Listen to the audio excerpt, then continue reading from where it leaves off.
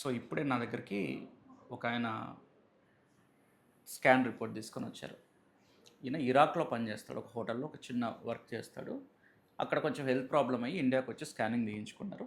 స్కానింగ్‌లో ఈయనకు brain tumour అని చెప్పారు. కాబట్టి భయపడిపోయి, ఇక నేను బతకనేమో అన్న భయంతో, జీవితం అయిపోయింది అన్న నిరాశలో ఈయన నా దగ్గరకొచ్చాడు. చూస్తే ఎంఆర్ఐ స్కాన్‌లో యాక్చువల్‌గా బ్రెయిన్ ట్యూమర్ ఉంది.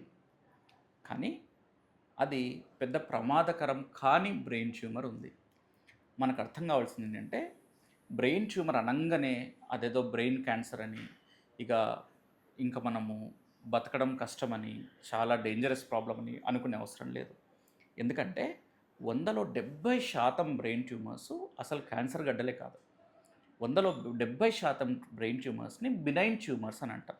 అంటే అవి దాని నుంచి మనిషి ప్రాణానికి పెద్ద ప్రమాదం లేని రకం బ్రెయిన్ ట్యూమర్స్ అని అర్థం.